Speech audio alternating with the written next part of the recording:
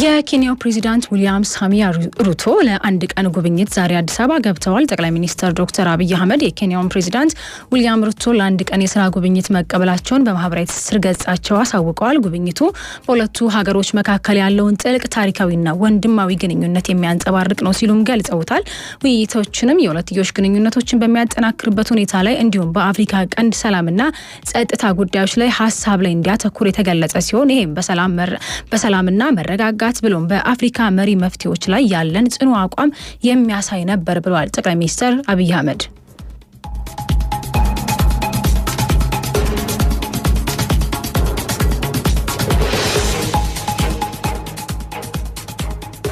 የኢትዮጵያ ንግድ ባንክና የኢትዮጵያ አየር መንገድ ከ27 ቢሊዮን ብር በላይ የብድር ስምምነት ተፈራረሙ። አየር መንገዱ ከዚህ በፊት ለሰራተኞች 1200 ቤቶችን ገንብቶ ማስረከቡን አስታውሶ አሁን ላይ 5000 ቤቶችን በመገንባት ላይ እንደሚገኝ ገልጿል።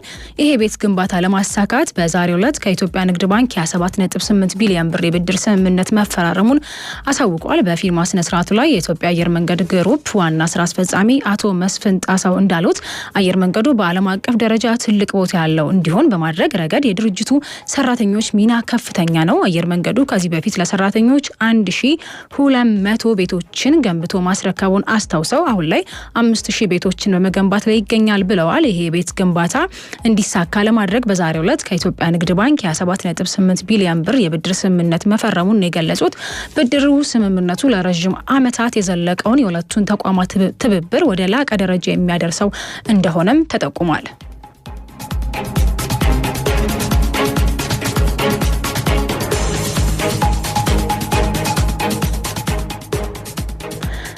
የዩናይትድ ስቴትስ እና የኢትዮጵያ መንግስት ለሚቀጥሉት 5 ዓመታት የሚዘልቅ የጤና ትብብር የመግባቢያ ስምምነት ተፈራረሙ። የመግባቢያ ስምምነቱን የአሜሪካ መንግስት ከ1 ቢሊዮን ዶላር በላይ በማቅረብ የሚደግፍ ነው። በዛሬው ዕለት የተከናወነውን የመግባቢያ ስምምነት የተፈራረሙት የገንዘብ ሚኒስተር አቶ አህመድ ሺዴ፣ ጤና ሚኒስተር ዶክተር መቅደስ ዳባና የዩናይትድ ስቴትስ የኢትዮጵያ አምባሳደር ኤርቫኒ ማሲንጋ ናቸው። እንደ አውሮፓውያን አቆጣጠር በ2026 እስከ 2030 የሚቆይ የትብብር ማዕቀፍ ስምምነቱ በአጠቃላይ ከአሜሪካ መንግስት የሚለቀቀው የገንዘብ መጠን 1.016 ቢሊዮን ዶላር ሲሆን ቀሪው 450 ሚሊዮን ዶላር የሚሆነው ከኢትዮጵያ መንግስት በትብብር ፋይናንስ የሚቀርብ ነው። የአሜሪካ መንግስት ባለፉት 25 ዓመታት 5 ቢሊዮን ዶላር የጤና ፋይናንስ ድጋፍ ለኢትዮጵያ ማድረጉን የገለጹት አምባሳደሩ ለሚቀጥሉት 5 ዓመታት ደግሞ 1.16 ቢሊዮን ዶላር ድጋፍ የአሜሪካ መንግስት ለኢትዮጵያ ድጋፍ የሚያደርግ መሆኑን ገልጸዋል። የገንዘብ ድጋፍ በ5 ዓመታት ጊዜ ውስጥ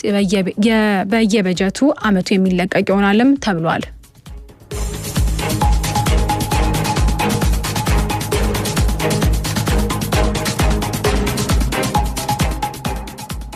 አድማጮች የኢትዮጵያውያን ከሆነው ኢትዮኤፍኤም 7.8 ኢትዮ አመሻሻችን በመደመጥ ላይ ይገኛል። አሁን ደግሞ ግበው ከባህር ማዶ ያገኘናቸው መረጃዎች እናልፋለን። ትራምፕ በፍቃደኝነት ከአሜሪካ ወደ ሀገራቸው ለሚመለሱ ህገወጥ ስደተኞች $3000 ይከፈላቸዋል ብለዋል። ከዚህ ቀደም $1000 ተብሎ የነበር ሲሆን አሁን ክፍያው በ$2000 ጨምሯል። ስደተኞች ወደ ሀገራቸውም ሲመለሱ ደግሞ የአውሮፕላን ትኬቱን የአሜሪካ መንግስት ይሸፍናል ተብሏል። ይሄ እድል የሚሰራው ከሳምንት በኋላ ለሚገባው አዲሱ የፈረንጆች አመት ድረስ መሆኑም ተገልጿል።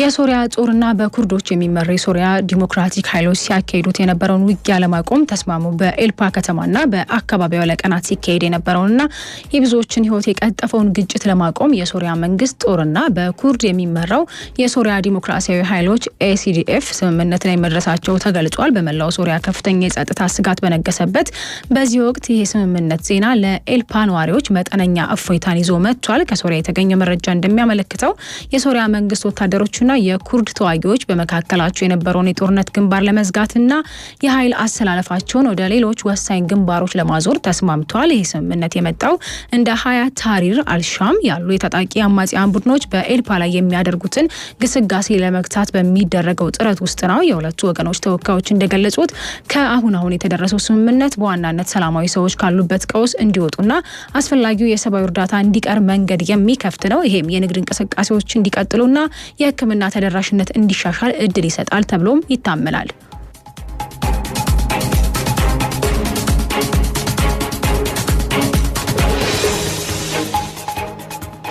አድማጮች ኢትዮጵያውያን ከሆነው ኢትዮኤፍኤም 7.8 ኢትዮ አምሻሻችን በመደመጥ ላይ ይገኛል። አሁን ደግሞ አጫጭር ዜናዎችን እዚህ ላይ ገታ እናደርግና ቀዳሚ ወዳደረግነው ጥንቅር እናልፋለን። ኢትዮ ምልከታ ነው። በኢትዮጵያ ራሱን ችሎ የቆመ የመሬት ፖሊሲ አለመኖሩ እንደ ዋና ችግር ከሚነሱ ጉዳዮች መካከል ነው። የመሬት አጠቃቀምን በተመለከተ ያለመፈናቀል መብትን ጨምሮ በህገ መንግስቱ የተደነገጉ በርካታ ጉዳዮች ቢኖሩም መሬት የመንግስት በሆነባቸው እንደ ኢትዮጵያ ባሉ ሀገራት ለህዝብ ጥቅም ሲባል ቦታው እንዲለቀቅ የሚደረግ ሲሆን አፈጻጸሙ ላይ ግን የሚነሱ ቅሬታዎች አሉ። እነዚህንና በመሬት አጠቃቀም ላይ የሚነሱ ችግሮች ዙሪያ የሚያተኩረው ጥንቅራችን ተከታዩን ዝርዝር መረጃ ይዟል። አዲስ ዓለም አበበ አዘጋጅቶታል። መሬትን ቆፍሮ ሊበላ የሚሻ ሰው በሀገራችን መከራው ብዙ ነው። ገና ማረሻውን በመሬት ላይ ሳይተክል ግብር አምጣ የሚለው ሹም ይመጣል። ሲደክም ውሎም ወደ ቤቱ ሲመለስ ሚስቱን ወታደሮች ወጥ ስሪ ጋግሪ እያሉ ሲያዳፏት ያገኛታል። ገዢዎችን ባዘዙት ቁጥር የቤቱን ጉዳይ ጥሎ ቤታቸውን እንደ ባሪያ ደሞዝ አልባ ሲሰራ ይውላል። በየዓመቱም የሚከፈለውን ዕዳ አያውቅምና ስጋት አይለየውም። አእምሮ ባላቸው ህዝቦች ዘንድ ግን እርሻን የሚጀምር ሰው እስኪደረጅ ድረስ 2 ወይም 3 ዓመት በሙሉ በግብር አይነካም። ከዚህም በኋላ በየዓመቱ የሚከፍለው ግብር በስርዓት የተለየ ነው። ስለዚህም አይከብደውም። ወታደርና ሹሙም ወደ ቤቱ ደጃፍ አይደርስም። ለመንግስት በየዓመቱ ሊከፍለው ከተደነገገውም ግብር በቀር ደክሞ የሚያገኘው ነገር